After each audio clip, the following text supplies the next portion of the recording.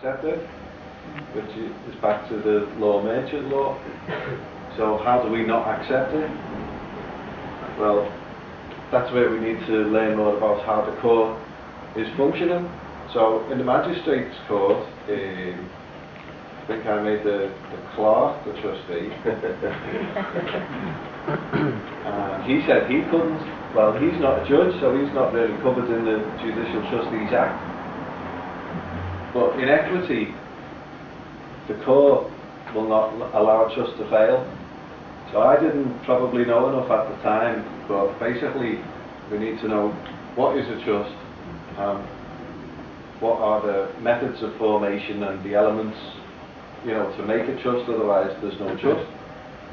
So I brought along this book, Gilbert's Law Summaries on Trusts, which is written by 29 professors of law in America, who are all practicing at university, all teaching law, and Edward C. Harbach Jr., who's also a professor at law. So there's 30 law professors contributing to this book. And what it says, and if any of you are on Skype, or you want to get on Skype, it's a dead easy read, that one as well, isn't it? It's not too bad. It's not too bad compared to some of the others. Yeah. Peter, can I just ask you a quick question? Yeah. Is the reason that you wouldn't want to be the trustee for your own trust that there's a legislative sort of process, and you'd be forbidden from doing that for whatever reason, or just that you'd rather have someone acting as your proxy effectively, so you can tell them what to do, and they have the responsibility for doing things within the guidelines or whatever? Yeah, I mean there are various positions in the trust, which I'll just get into in a minute, but we'll just set up the elements of the trust. I asked Andy, I think it was, there, has he done any study on trusts, and he said, can't really understand the book. Yeah? Well, looking at it, it's like, there's just too much to look at, but here on page 3, which is the Roman numerals, we've got elements of trust, and then it says introduction. The usual elements of a trust are, number 1, the trust intent, and we have this on PDF, Skype this over to you, so it's pretty easy for you to reference that. So you've got trust intent. So what is the intent of whatever relationship that you're going? So like if I go to buy a car, what's my intent of getting the car? I need to have an intent. So I won't just randomly go and get a car, or maybe I will, but if I have an intent there, then I need to remember that and maybe just jot it down in my diary what the intent is. Then we've got purpose. What's the purpose of, like, intent and purpose? My intent is that I have something to travel in, and the purpose is, like, to save my old shoe money, whatever I want to claim myself, that might, because it's specific to me. Equity is all about conscience, which we'll get into in a minute. So we've got intent, we've got purpose, we've got parties, whoever I'm getting the car off, and myself. So there's 2 people involved. Now, what is the specific trust res? So if I hand him money, say, then that money is considered as the property that I'm giving to him for the use of the car. Now this is all outside law. This is in equity. And equity is the overriding law form of all law in English law. And it's here at the Court of Chancery. I don't know if any of you have seen in Bleakstone House, Charles Dickens. No. Have you heard of Court of Chancery? Yeah. No. Sorry? I've heard of Chancery, just a word. Yeah. Okay. Well, the Court of Chancery it was built up because the king was just so busy with his circuit courts. Are you familiar with circuit courts? No. Yeah, little. Yeah. circuit courts, what it was the king was sitting in London and he used to issue judges like, you know, Liverpool, Sheffield, Middlesbrough, whatever. They'd go and they'd hear some cases. Now, it would be separate to the common law courts, which would be heard at sort of the district level. Now, if it was someone stood on my toe, and you know there wasn't much damage, common law would say, like, you know, there's nothing really there. There may be a trespass there, but it's so, you know, just forget about it, sort it out amongst yourselves, do it privately.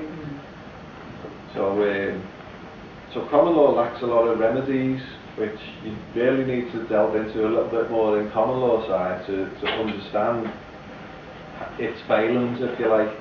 Whereas equity, if someone stood on my toe, they've now breached like a natural law thing where, you know, people have got awareness, and I can say to the cause of equity, like, he stood on my toe and he's caused me some injury which I want remedy for. So they'll say, well, like, well, where's the relationship between the two of you? And say, well, okay, he's a trustee in that he's not supposed to stand on my toe.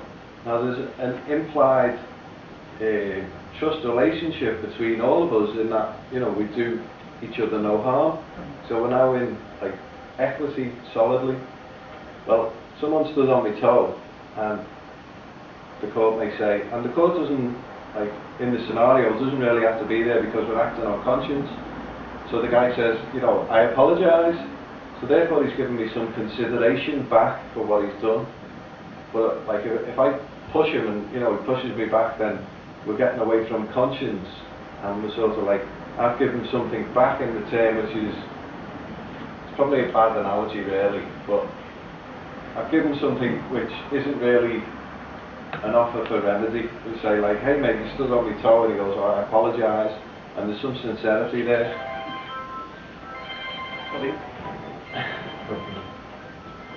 So that's really at the most basic scale of conscience and in trusts. So let's say we've got our elements of trust: trust intent, trust purpose, specific trust res and designated parties.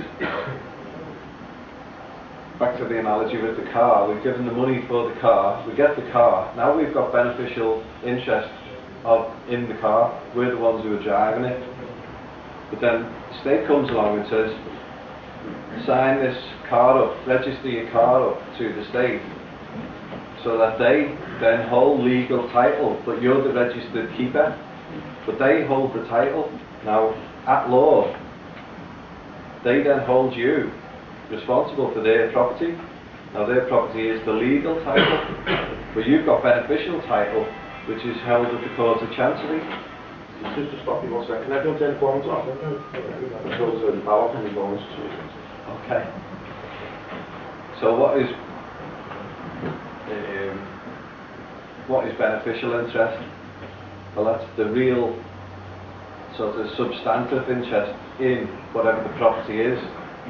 So I've given a bundle of gold, say, as it was, that was the money of the day. I've given gold to someone in trust, which ideally they're supposed to hold. Now, I will give them use of the gold. This is wholly in trusts now, and is outside of law. They're not allowed to spend the money. This is under special contract. But what they can do is they can use that money as an asset to them, so that they can accrue money and give me interest upon it. For the benefit of the trust. For the benefit of the trust, and goes into the trust fund. So I'm getting the benefit of the car for something that I've given away money to. Now he holds legal title to the car on the strength of the money, because if I give the car back to him when I've finished with the beneficial use, he's going to give me back the money.